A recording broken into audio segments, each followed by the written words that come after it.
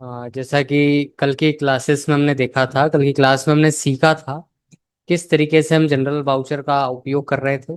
जैसे कल भी मैंने आपको एक वर्कबुक शेयर करी थी। आई होप आपने उसको चलाकर देखा होगा, प्रैक्टिस मटेरियल जो हमने शेयर किया था उसको। आज उसी के आगे, जैसे कल भी मैंने आपसे कहा था कि हम आगे सीखेंगे किस तरीके से परचेज के इनवॉइस में हम लोग एंट्री करते हैं। ये विदाउट जीएसटी हम डिस्कस करने वाले हैं। अभी इसमें जीएसटी हम इंक्लूड नहीं करते हैं। तो सबसे पहले हम हमारी वर्कबुक के हिसाब से देख लें, फिर हम टेली पर प्रैक्टिकल देखेंगे। देखिए, सबसे पहला काम, परचेस इनवॉइस की यदि हम बात करते हैं तो परचेस इनवॉइस कब बनाई जाती है? जब आप कोई वस्तु खरीदते हैं। इसका शॉर्टकट बटन मैंने आपके साथ शेयर किया है, F9 परचेज वाउचर। अब क्या क्या चीजें रहेगी, इस तरीके से रहेगी। यहाँ भी वही दो कहानी है, कैश और क्रेडिट। तो उसी के बारे में हम सीखते हैं। चलिए अब हम प्रैक्टिकली वे पर देखते हैं थोड़ा सा। देखिए, यहाँ से आपको आना है बाउचर पे। कल की क्लास तक हमने क्या करा था? काउंटरा पढ़ लिया, पेमेंट पढ़ लिया, रिसिप्ट पढ़ लिया। फिर हमने परचेज पढ़ा था, सेल्स पढ़ा था और जनरल पढ़ा था। तो जब मैंने आपको परचेज बताया था तो हमने यहाँ पर चेंज मोड पर जाकर हम उसको एस बाउचर उठा रहे थे। अब हमको ऐसा कुछ भी नहीं करना। अब हम डायरेक्टली काम करेंगे परचेस और सेल्स की इनवॉइस पे। ये जो स्क्रीन आप देख रहे हैं, ये हमारा इनवॉइस क्रिएशन स्क्रीन है। कैसे बनता है बिल? देखिए, सबसे पहला ऑप्शन हमारे पास लिखा है सप्लायर इनवॉइस नंबर। तो जो भी हमारा बिल नंबर है, जो भी हमारा रसीद नंबर है, वो हम यहाँ लिख सकते हैं। जैसे मैंने यहाँ रसीद नंबर लिखा 101। यहाँ पर उस व्यक्ति का नाम देना होता है जिस व्यक्ति से हम क्या करते हैं, कोई वस्तु खरीदते हैं। तो फिलहाल किसी भी व्यक्ति का कोई नाम नहीं है। जैसे अभी हमने इस वर्कबुक में देखा कि जो टाइप्स है, वो आपके पास कैश परचेस है और एक आपके पास क्या है, क्रेडिट परचेस है। एक तो हम नगद खरीद रहे हैं और एक हम उधार खरीद रहे हैं। तो अभी हम यदि नगद खरीदना चाहते हैं तो हम नगद भी लिख सकते हैं। जैसे नगद लिखना है तो कैश। कैश लिखने के बाद यहाँ अभी आपको कुछ भी डिटेल्स पुटअप नहीं करनी है, सिंपल आप सेव करेंगे। यहाँ पर आप देखते हैं एक लेजर है, परचेस लेजर। तो आप यहाँ से जाएंगे क्रिएट पर। क्रिएट पर आने के बाद हम लिखते हैं परचेस। और परचेस का अंडरहेड हमने पहले भी सीखा है कि परचेस का अंडरहेड हम लिखते हैं परचेस अकाउंट। तो ठीक वैसे ही हमने लिखा परचेस अकाउंट। अब हमारे पास चार ऑप्शन है बेसिकली। आप यहाँ देखेंगे तो name of item, quantity, rate और एक और क्या है हमारे पास, अमाउंट। तो नेम ऑफ आइटम पर जब हम जाते हैं तो देखो, यहाँ से आप गए, या तो आप अपने कीबोर्ड से स्पेस कर लें, या फिर हम जब पहली क्लासेस से ही बात कर रहे हैं, एक शॉर्टकट बटन है हमारा alt S, sorry alt plus C. तो वहां से भी हम काम कर सकते हैं। कैसे? देखिए, तो आपको यहाँ से जाना है क्रिएट बटन पे। क्रिएट पर आने के बाद आप यहाँ लिखते हैं मॉनिटर। अब मॉनिटर लिखने के बाद आप देखेंगे कि मेरी इस स्क्रीन पर दो ऑप्शन है, एक तो है अंडर और एक हमारे पास है यूनिट्स। तो अंडर मतलब होता है समूह, जिसको हम कहते हैं। भाई ये जो मॉनिटर है, ये सैमसंग का है, पैनासोनिक का है, एलजी का है। हर एक वस्तु की अपनी एक कंपनी होती है। यदि आपको बताना है तो आप यहाँ से सिंपल जाएंगे क्रिएट पर। यहाँ आप लिख सकते हैं जैसे एलजी का मॉनिटर है।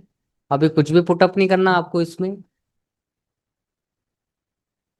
इसके बाद आप यहाँ देखते हैं यूनिट्स। तो यूनिट्स पे जब हम जाते हैं तो यहाँ पर आप देख रहे हैं अभी कुछ भी नहीं है। तो हम क्या करेंगे, यहाँ से आएंगे क्रिएट पर। पीसीएस, पीसेस हमने लिखा, यहाँ हम लिखते हैं पीसीएस। पीसेस लिख के पर पीसेस जिसको हम कहते हैं, तो फॉर्मल नेम यदि आप चाहें तो पूरा नाम लिख सकते हैं। पीसेस नहीं भी लिखेंगे तो कोई बहुत बड़ा इशू नहीं है। यहाँ आप लिखना चाहें तो आप इस तरीके से पीसेस लिख सकते हैं। यहाँ कुछ नहीं देना आपको। सेव करें। ये सिक्योरिटी डिटेल्स जो है, जीएसटी एप्लीकेबिलिटी जो है, एचएसएन, जीएसटी रेट, अभी कुछ भी नहीं करना, क्योंकि अभी हम जो हमारी स्लाइड है उसके अकॉर्डिंग हम चल रहे हैं। तो यहाँ आपने पहले ही देखा होगा विदाउट जीएसटी, जीएसटी के बिना हम बात कर रहे हैं। तो अभी कुछ भी नहीं करना हमको। तो यहाँ से हम इसको एक्सेप्ट करेंगे। यहाँ लिखा हमने 10। यहाँ हम कीमत लिखते हैं 4,000 रुपये। Each quantity, each price 4,000। और इतना लिखकर जैसे ही आप एंटर करेंगे तो आप देखेंगे कि ये जो अमाउंट आपका दिखा रहा है, ये अमाउंट 40,000 रुपये शो करेगा। सेकेंड, जैसे आपको सेकेंड मटेरियल खरीदना है तो आप यहाँ से गए स्पेस पर, यहाँ से आप जाइए क्रिएट पर, माउस, इसको कन्वर्ट किया हमने पीसेस में। कितने पीस हैं तो हमने लिखा जैसे 50, यहाँ कीमत दे दी 250 रुपये। थर्ड, यहाँ आप लिखते हैं क्या, जैसे आपने यहाँ लिखा कीबोर्ड, इसको कन्वर्ट फिर वही पीसेस में आपने किया। पीसेस लिखने के बाद अगेन एक्सेप्ट करेंगे। ओ सॉरी, यहाँ से आपने लिखा कीबोर्ड, यहाँ लिखे आपने 10 पीस, यहाँ कीमत बता दी आपने 650। तो ये ऐसे सप्लीमेंट पे हम बात कर रहे हैं जो काय में आते हैं, पीसेस में आते हैं। अब हम इसके आगे चलते हैं। कुछ चीजें ऐसी आती है जो किलोग्राम में आती है, कुछ चीजें ऐसी हैं जो लीटर में आती है। तो इस तरीके का जब मटेरियल होगा तो उसको हम किस तरीके से सेट करेंगे। जैसे फॉर एग्जांपल आपने शुगर खरीदी, अब शुगर चूंकि किलोग्राम में आती है तो हम क्या करेंगे, देखिए यहाँ से गए क्रिएट पर, यहाँ हम लिखते हैं शुगर। अब चूंकि ये किलोग्राम में है तो हम यहाँ लिखेंगे क्रिएट केजी, यहाँ आप लिखेंगे केजी के लिए किलोग्राम। और यहाँ पर एक मेजर रोल प्ले करता है नंबर ऑफ डेसिमल प्लेस, तो यहाँ पर आपको लिखना है 3। क्यों लिखना है, उसका कारण क्या है कि 1 किलोग्राम बराबर कितने होते हैं, 1000 ग्राम होते हैं। इस कारण से हम यहाँ लिख रहे हैं 3। तो यहाँ लिखा हमने 3।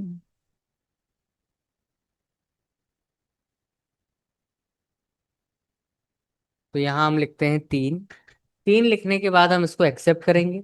अब यदि आप कहते हैं कि हमने 1 किलो खरीदा है तो 1 किलो आप लिखें। कीमत आप बता देंगे 45, तो आप देखेंगे कि मेरी इस स्क्रीन पर यहाँ पर 45 रुपीज ही दिखा रहा है।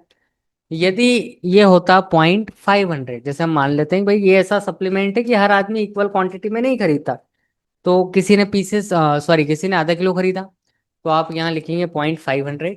जब आप एंटर करेंगे तो आप देखेंगे आपका जो बैलेंस है वो ऑटोमेटिकली रिड्यूस होकर कितना हो गया, 22 रुपये 50 पैसे।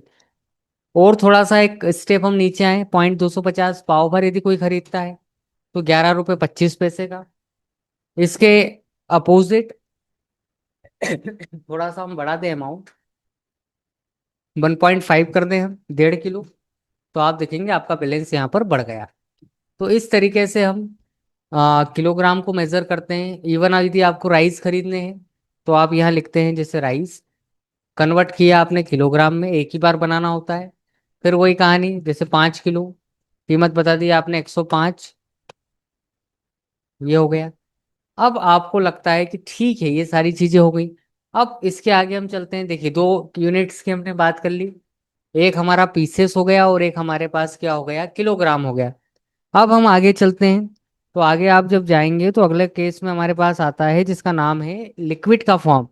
लिक्विड मतलब कुछ चीजें कैसी होती है, जैसे मिल्क हो गया, ऑयल हो गया, ये सारी चीजें काय में आती है, किलोग्राम में आती है, सॉरी ये काय में आती है, लीटर में आती है।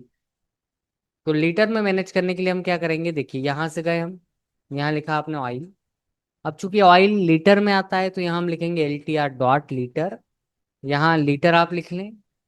और इसका भी नंबर ऑफ डेसिमल कैरी करते हैं हम 3, क्योंकि यहाँ भी वही कहानी है, 1 लीटर बराबर 1000 ml होता है, तो 3। यहाँ आपने लिखा 1.5, यहाँ कीमत दे दी 125। तो ये इस तरीके से हमने पूरा बिल बनाया। अब आपको लगता है कि नहीं बस ठीक है अब हमको नहीं खरीदना, तो हम इसको सिंपल कंट्रोल ऐसे एक्सेप्ट करा लेंगे या एक्सेप्ट बटन से एक्सेप्ट करा लेंगे। ये करने के बाद अब आपको यदि बिल देखना है तो आप यहाँ से पेजअप करें। पेजअप करने के बाद हम यहाँ से कंट्रोल पी करते हैं। कंट्रोल पी करने के बाद आपके सामने 3 ऑप्शन है, कॉन्फ़िगर, प्रीव्यू और प्रिंट। तो कॉन्फ़िगर पे फिलहाल नहीं जाना, प्रिंट पर आप तब जाएंगे जब आपके पास प्रिंटर मशीन अटैच होगा, तो ऐसा कुछ है नहीं, तो आप सिंपल प्रीव्यू पर जाएं। तो यहाँ से हम प्रीव्यू पर आ गए।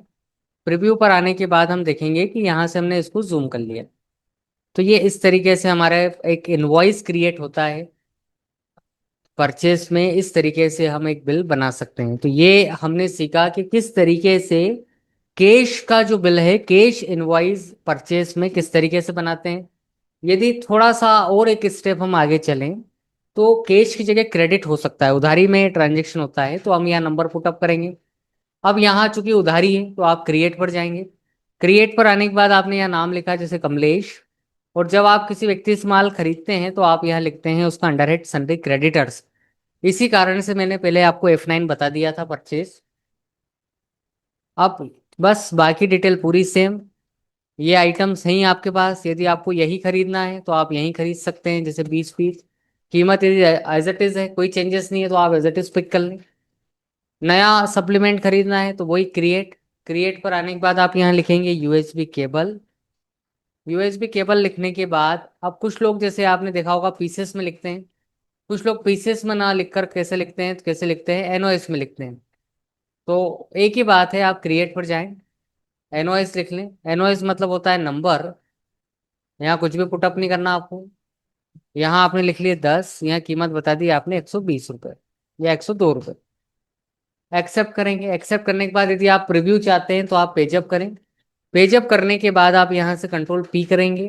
कंट्रोल पी करने के बाद हम आई प्रेस करते हैं, और आई प्रेस करने के बाद हम यहाँ से क्लिक करते हैं अल्टर जेड। यहाँ से हमने जूम पर क्लिक किया तो ये इस तरीके से हमारे पास इनवॉइस आ गया। तो हमने ये सीखा किस तरीके से हम कैश में, परचेस में कैश इनवॉइस, और किस तरीके से परचेस में हम क्रेडिट में एक इनवॉइस क्रिएट कर सकते हैं। अब इसको लेकर किसी तरीके का कोई डाउट हो तो आप मुझसे पूछ सकते हैं। दोस्तों, वीडियो में आगे बढ़ने से पहले एक छोटी सी जानकारी। अगर आप टैली प्राइम को सिर्फ ऊपर ऊपर से नहीं बल्कि एक प्रोफेशनल अकाउंटेंट की तरह एकदम प्रैक्टिकल तरीके से सीखना चाहते हैं तो आप हमारे 35 days live tally prime course का हिस्सा बन सकते हैं। इस कोर्स में मैं आपको लाइव ट्रेनिंग देता हूं, साथ ही आपको प्रैक्टिस के लिए डेली असाइनमेंट्स, नोट्स और हर क्लास की रिकॉर्डिंग भी मिलती है, वो भी एकदम आसान हिंदी में। अगर आप सच में अपनी अकाउंटिंग स्किल्स को नेक्स्ट लेवल पर ले जाना चाहते हैं तो रिकॉर्डेड कोर्स लिंक नीचे डिस्क्रिप्शन और पिन किए हुए कमेंट में है, वहां जाकर आप डिटेल्स चेक कर सकते हैं। सर अगर मतलब बहुत सारा सर संडिकेटर्स हो मल्टीपल सर हो 50 हो, तो हाँ, सर उसको एक साथ कहाँ पे देखेंगे और किसको कितना पेमेंट देना है, पेमेंट लेना है, वो कैसे देखिए, देखेंगे सर? वो यदि देखना है आपको तो उसके लिए आपको क्या करना है कि यहाँ से जितने भी हैं आपके, तो आप यहाँ से जाएंगे डिस्प्ले मोर रिपोर्ट्स पे। डिस्प्ले मोर रिपोर्ट्स पे जाने के बाद आपके पास एक ऑप्शन आता है स्टेटमेंट ऑफ अकाउंट। ये जो एक ऑप्शन है स्टेटमेंट ऑफ अकाउंट, इस पर आप जाएं। आउटस्टैंडिंग का ऑप्शन मिलेगा आपको। आपके सामने दो ऑप्शन है, पेएबल और एक रिसीवेबल। रिसीवेबल मतलब जिनसे पैसा आपको लेना है, मतलब ये आपके सनरी डेटर हो जाएंगे रिसीवेबल। और पेएबल आपका सनरी क्रेडिटर। तो यहाँ जितने भी नाम रहेंगे, 5, 50, 25, जितने भी नाम है, सबका अमाउंट आ जाएगा और सबका बैलेंस आ जाएगा। या तो आप यहाँ से देख लें, यहाँ से नहीं देखना है तो एक तरीका है कि आप बैलेंस शीट पर जाएं। बैलेंस शीट में आप इसको अल्टर F1 से बड़ा करेंगे तो आप देखेंगे करेंट लाइबिलिटी के अंतर्गत सन्डे क्रेडिटर्स हैं, और जब आप एंटर करेंगे तो जितने भी नाम होंगे आज तक के सारे आपको यहाँ पर दिखा देगा वो। तो इस तरीके से हम देख सकते हैं। सर डायरेक्ट यहीं से पेमेंट या रिसीव कर सकते हैं क्या, मतलब F9 यहीं से? यहाँ से, यहाँ से कर लो, कोई हाँ। दिक्कत नहीं। हाँ, कोई कोई इशू नहीं है। आप यहाँ से जाओ डिस्प्ले मोर रिपोर्ट पे, statement of account, outstanding, payable. अब जैसे आपको पेमेंट करना है फॉर एग्जांपल, तो आप क्या करो यहाँ से, तो यहाँ से देखो, यहाँ से तो अब क्या है कि ये जब आप इस पर जाएंगे तो ये तो पेंडिंग बिल हो गए। अब यदि यहाँ से हम देखें तो ये एक ऑप्शन आता है आपके पास। अच्छा, ये एड वाउचर इसमें काम नहीं करेगा है ना? एक मिनट रुकिए, उसके लिए आप करिए। हाँ हाँ, यहाँ से भी काम नहीं होगा। नहीं, उसके लिए आप एक काम ये कर सकते हैं कि यहाँ से एक ऑप्शन अल्टर जी होता है। तो अल्टर जी से भी वो एंट्री ही दिखाएगा यार, एंट्री, एक मिनट रुपए। बैलेंस शीट से पेमेंट हो सकता है, एक मिनट रुपए। करेंट लाइबिलिटी क्रेडिटर, हाँ ये देखो, जैसे बैलेंस शीट पे आप आ गए और बैलेंस शीट पे आप क्रेडिटर पर जाते हैं। क्रेडिटर पर जाने के बाद आपने एंटर किया, आप यहाँ तक आ गए। अब आपको यदि पेमेंट करना है तो यहाँ पर आप देखेंगे बॉटम पर एक ऑप्शन है, या आप अल्टर आई भी कर सकते हैं, इंसर्ट बाउचर। आप इंसर्ट पर जाओ, इंसर्ट पे आप यहीं से बाउचर पे आ जाना, पेमेंट पे कमलेश 81,020 रुपये, और यहाँ आप लिख देना कैश। तो जब आप एक्सेप्ट करेंगे तो ये इसका तो बैलेंस यहीं जीरो हो गया। जब आप बाहर आएंगे तो आपकी लाइबिलिटी जीरो हो जाएगी। तो यहाँ से कर सकते हैं, वहां से तो केवल आप रिपोर्ट से देख पाओगे, वहां से कर नहीं पाओगे क्योंकि ऑप्शन नहीं है वहां पे।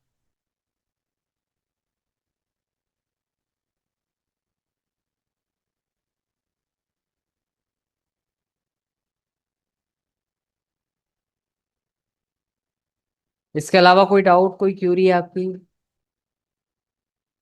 सर अच्छा एक, संडे डेटर्स हाँ बोलिए।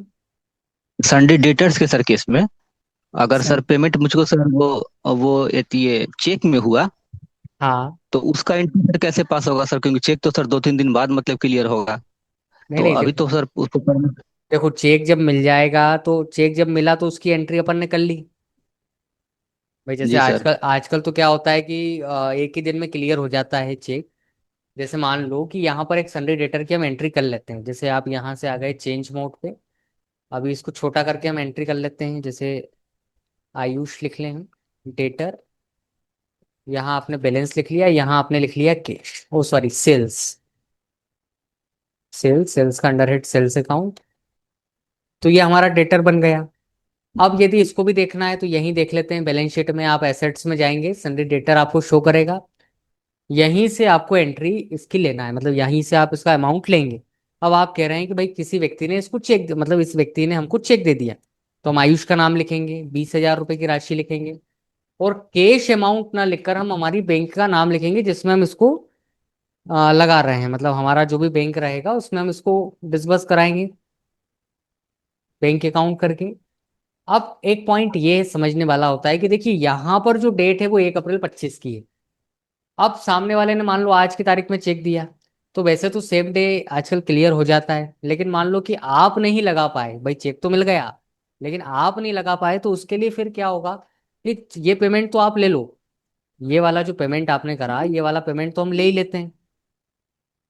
तो यहाँ पर जब आप देखेंगे बैंक ऑफ इंडिया पर, तो ये इंस्ट्रूमेंट नंबर आप पुट कर ही देंगे, जो भी चेक नंबर है 60101।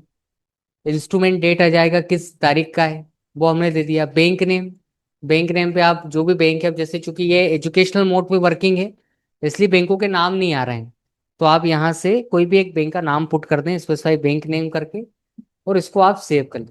अब यदि आपको रिकंसल करना है तो एक ऑप्शन यहाँ से बनता है बैंकिंग से। चेक रजिस्टर में चूंकि दिखाएगा नहीं क्योंकि चेक बना हुआ नहीं है, तो वही चीजें हैं कि वो जो डेट थी वहां पर, ये जैसे आप यहाँ देखेंगे लेस डिपॉजिट वाला जो मटेरियल है कि भाई आयुष नाम के व्यक्ति का ये जो चेक हमको मिला ये 20 तारीख में मिला। तो यहाँ पर ये मैनुअल जो रिकंसल वाला होता है, तो मैनुअल वाले में क्या होता है, जैसे ये आप देख रहे हैं बैंक डेट का एक ऑप्शन है। भाई चेक पर डेट लिखी है 1 अप्रैल 25, लेकिन चेक क्लियर यदि एक, ये सॉरी 2 अप्रैल के दिन हुआ, तो वो डेट आप यहाँ लिखेंगे। इस तरीके से हम काम करते हैं कि भाई आज भली चेक दे दिया किसी को या किसी से मिल गया, लेकिन यदि वो सेम डे क्लियर नहीं होता है, तो उसके लिए जिस डेट को भी सामने वाला लगाए, जिस डेट को भी क्लियर हो, तो ये बैंक डेट आपको वो लिखनी होती है। इंस्ट्रूमेंट डेट मतलब जिस डेट में इशू हुआ, और बैंक डेट जिस डेट पे वो क्लियर हुआ, तो फिर उसको हम इस तरीके से एक्सेप्ट करते हैं। तो ये ऐसे काम होता है इसमें। यदि कोई व्यक्ति चेक दे भी देगा तो आप उसको वहां इजीली लगा सकते हैं। हालांकि सेम बैंक होता है, 12 बजे के पहले पहले यदि आप चल जाएंगे तो सेम डे ही हो जाएगा। और यदि सेम ही ब्रांच है तो फिर तो आप कभी भी जाएंगे बैंकिंग आवर्स में तो वो उसी समय क्लियर कर देगा आपको। इसके अलावा कोई डाउट? क्लास में हमने सीखा किस तरीके से हम परचेज के बिल में, परचेज के इनवॉइस में हम किस तरीके से मटेरियल को ऐड करते हैं, किस तरीके से हम देख रहे हैं। इसका जो आपको वर्कबुक है वो आपको मिल जाएगा। अच्छा, जो लोग यूट्यूब पर हमारा वीडियो देखते हैं तो उनको भी यदि ये जो वर्कबुक हमारे पेड ग्रुप को मिलती है वो यदि उनको चाहिए तो वहां पर आप वर्कबुक लिख दें कमेंट में, तो हम वो उनको प्रोवाइड कर देंगे। या वो जो लिंक होती है वहां से आप चले जाएं, तो वहां से आपको इजीली सब सारा मटेरियल मिल जाए। चलिए, thank you for watching, good night, मिलते हैं कल सेल्स के इनवॉइस के साथ। Thank you.